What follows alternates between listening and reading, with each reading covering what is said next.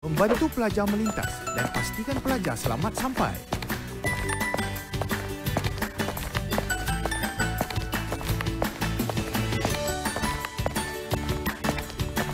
Jangan tiru pemanduan seperti ini. Contohi pemanduan dan peraturan dengan berhemah.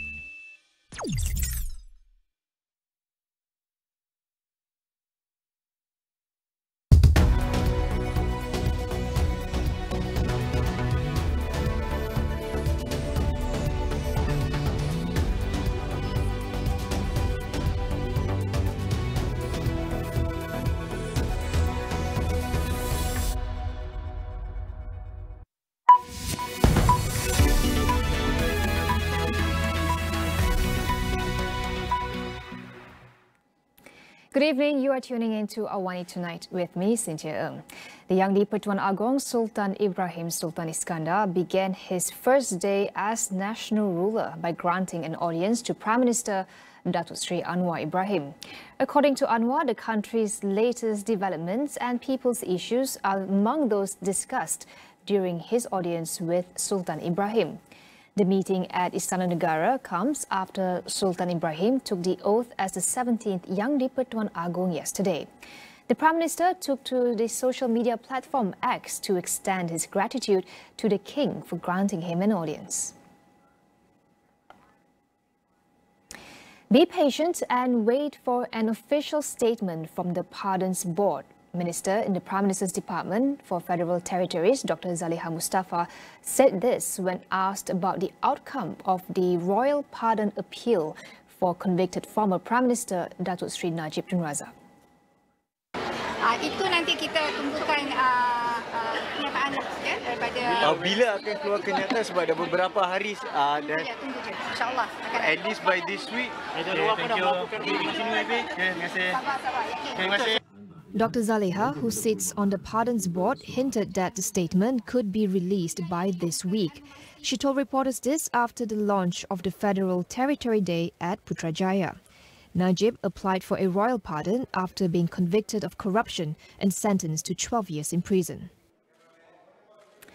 Bersatu vows that several parliamentary seats under the party will be vacated as stipulated in the Anti-Party Hopping Act. Its Supreme Council member, Dr. Afif Bahardin, said this includes Labuan, Kuala Kangsar, Bukit Gantang, Gua Musang, Tanah Merah and the Tanjung Karang seats. He said this will pave the way for by-elections in the near future. This comes after 6 Bersatu MPs pledged their support for Prime Minister Datuk Seri Anwar Ibrahim.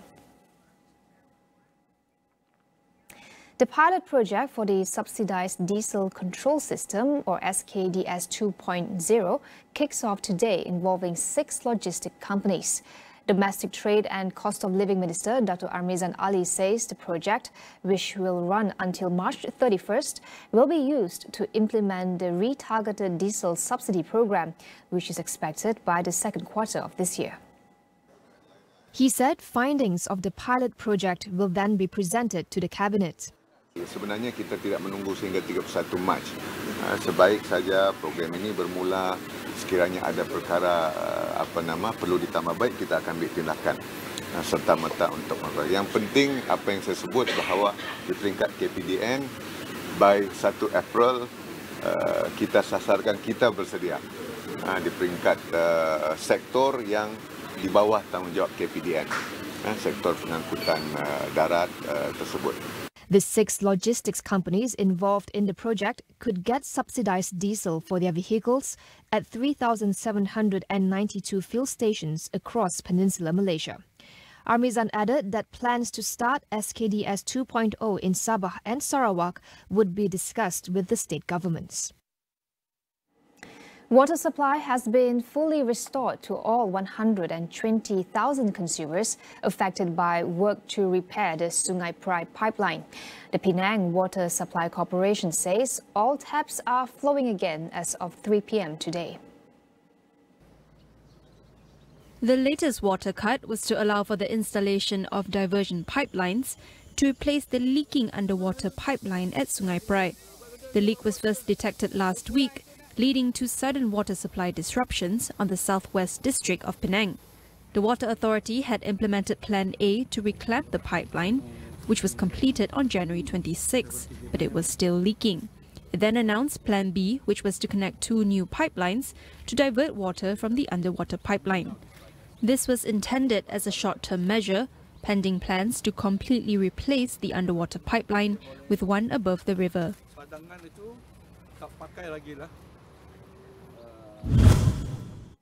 In 2023, a surge of 5.5% in rental rates was documented, as indicated by the Malaysia Home Rental Index, which scrutinized more than 58,000 residential rental transactions since 2018.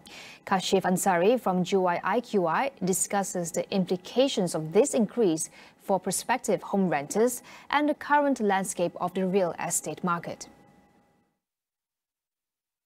The market is recovering. And overall gross Malaysia is, we are seeing the average rental yields is around 5.6%, which is quite interesting. And surprisingly, it's Kuala Lumpur, which performed much better, which is 28%. All right, this is how the Kuala Lumpur performed.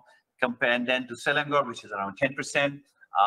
That's something is amazing, which shows the positivity in the real estate market and shows how the market is performing. 2024 will continue to grow the market. The real estate market, what we are seeing the trend, maybe on the home prices, we are expecting 10% increase in 2024 compared to 2023. And same goes on the rental, because now more new launches which has been delivered, and the new homes which has been delivered, we are seeing the rental uptake is higher. And another interesting data, what we have our own data, which showing that first-time home buyers are also coming out, and they can see as the rental is going up, they are deciding to go out and buy home. So that's also something is interesting factor we are seeing it. Based on the findings, Kashif said more people are likely to shift into buying properties as opposed to renting. 2 things which what the home buyers are looking into it, rental will definitely go up. The interest rate is positive for them if they go into buying a property at the moment, because coming 5 years to 10 years is quite favorable when you're starting going for buying home. So interest rate, suppose the first-time home buyer or for home buyer. Another thing, the good government policies which also attract them to come into buying properties. So definitely this is a good time to buy properties, and the trend we are seeing, people, they are getting out of the rental and going into buying properties. You know, like Kuala Lumpur, as I say, 28% increase in the rent. Imagine. And the new, whenever the tenancy has been renewed, we are seeing the prices are going up because the uptake in the prime locations is very high. We'll go for a quick break. Stay tuned for more.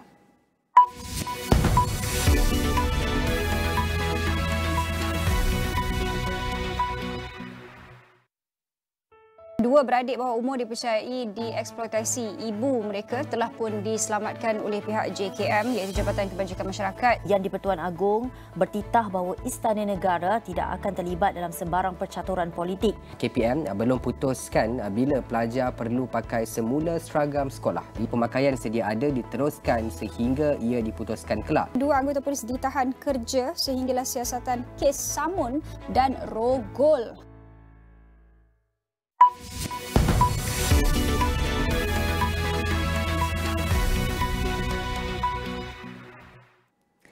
Welcome back. More than 1,000 flights are expected to be cancelled or disrupted in Germany after a one-day strike at the country's main airports. The labor union Verdi has called on security workers to strike as it tries to increase pressure on the government over pay disputes. The German Airports Association estimated that around 1,100 flights would be cancelled or delayed, affecting around 200,000 passengers. All departures for the day from Berlin, Hamburg and Stuttgart were cancelled before the strike began. In Frankfurt, the operator of Germany's busiest airport said security checkpoints outside the transit area would remain closed. It advised passengers planning to start their journeys there not to go to the airport.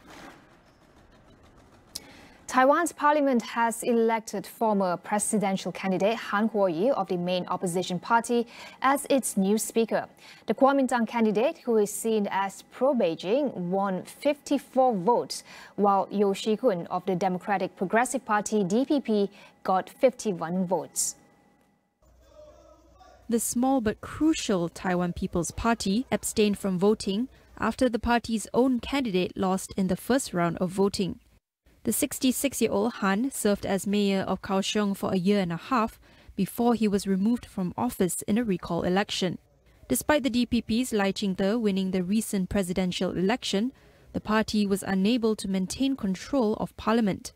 With no majority in the legislature, the DPP now needs to collaborate with the opposition to advance its legislative agenda. U.S. actor Alec Baldwin has pleaded not guilty to involuntary manslaughter in the deadly shooting of a cinematographer. The 65-year-old was due to appear in a New Mexico court tomorrow for an arraignment, but waived that appearance after entering his plea in a court filing. How's it going, sir? Baldwin was charged on January 19th after local prosecutors said new forensic evidence had emerged from the weapon used in the shooting. Similar charges were dropped in April, just 2 weeks before Baldwin was due to go on trial. Helena Hutchins was shot dead in October 2021 on the set of Rust, a forthcoming western being filmed in New Mexico. Baldwin had been practicing firing a pistol for a scene when it discharged a live round. The actor has repeatedly denied responsibility, insisting he did not pull the trigger on the gun. He also argued that he was unaware the weapon contained live rounds, as no live ammunition was supposed to be on set. Global governments must take responsibility in regulating the progress of artificial intelligence technologies, according to Sir Paul Collier, Professor of Economics and Public Policy at the Blavatnik School of Government, Oxford University. In a conversation with Astro AWANI, he emphasizes the importance of authorities avoiding any appearance of powerlessness when it comes to making crucial decisions about AI. The idea that government is impotent here is completely wrong.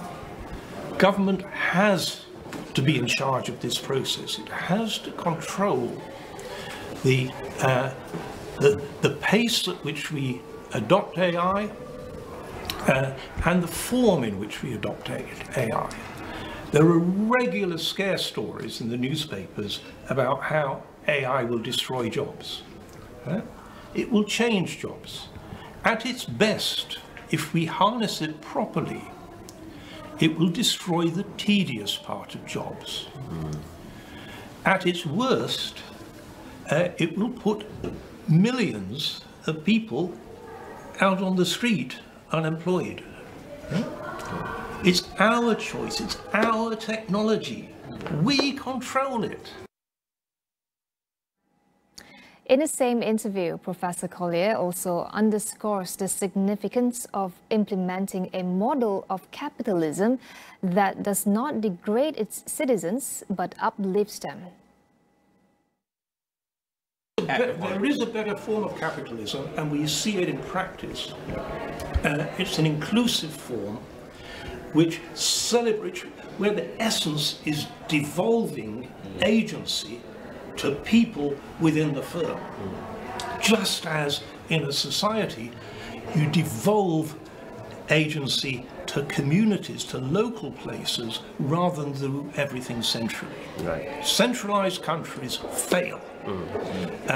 The most successful country in the world at the moment, including commercially, with the most successful firms, the most profitable firms on earth. Yeah. Do you know where they are now? No. They're in Denmark. Wonderful. Okay. A little place. They're not in America. Yeah. The most profitable firm on earth at the moment is more profitable than the next two put together. And it's in Denmark. Right? So how come Denmark has managed to build an inclusive form of capitalism? Because Denmark is also the most equal country in the world in terms of income distribution, and it has the most equal life chances for its people. If you're born in the bottom of the pile in Denmark, you've got a pretty good chance of rising to the upper half of society. Catch the full Agenda AWANI interview with Prof. Collier on astroawani.com. That wraps up AWANI Tonight. I'm Cynthia Ng. Thank you for watching and good night.